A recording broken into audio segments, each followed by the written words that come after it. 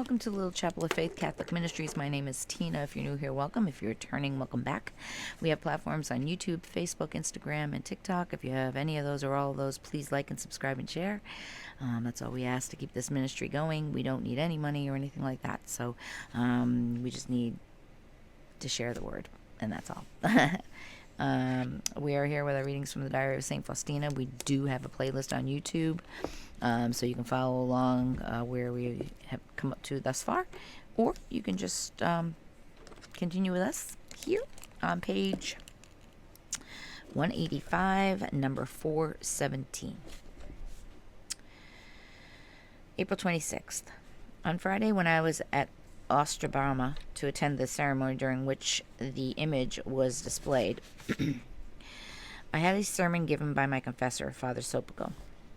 The sermon about divine mercy was the first of the things that Jesus had asked so very long ago.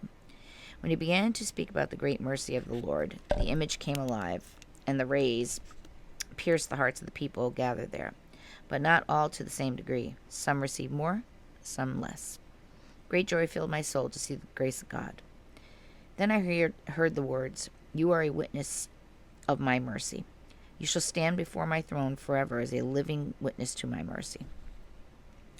When the sermon was over, I did not wait for the end of the service, as I was in a hurry to get back home.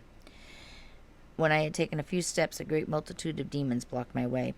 They threatened me with terrible tortures, and voices could be heard.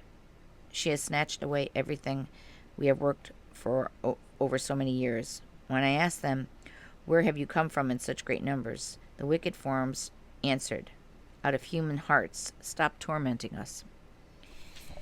Seeing their great hatred for me, I immediately asked my guardian angel for help, and at once the bright, radiant figure of my guardian angel appeared and said to me, "Do not fear, spouse of my Lord. Without his permission, these spirits will do you no harm." Immediately the evil spirits vanished, and the faithful guardian angel accompanied me in a visible manner right to the very house. His look was modest and peaceful, and a flame of fire sparked from his forehead. "O Jesus, I would like to toil and wear myself out and suffer all my life for that one moment in which I saw your glory, O Lord, and profit for souls." Sunday, April 28, 1935. Low Sundays, that is the Feast of the Divine Mercy, the conclusion of the Jubilee of Redemption. When we went to take part of the celebration, my heart leapt with joy, with the two solemnities were so closely united. I asked God for mercy on the souls of sinners. Toward the end of the service, when the priest took the Blessed Sacrament to bless the people, I saw the Lord Jesus as he is represented in the image. The Lord gave his blessing, and the rays extended over the whole world. Suddenly I saw an impenetrable brightness in the form of a crystal dwelling place, woven together with waves of brilliance unapproachable to both creatures and spirits. These doors led to this resplendence. At that moment, Jesus, as he is represented in the image, entered the resplendence through the second door to the unity within. It is a triple unity, which is incomprehensible, which is infinity. I heard a voice. The feast emerged from the very depths of my mercy, and it confirmed in the vast depths of my tender mercy. Every soul believing and trusting in my mercy will obtain it. I was overjoyed at the immense goodness and greatness of my God.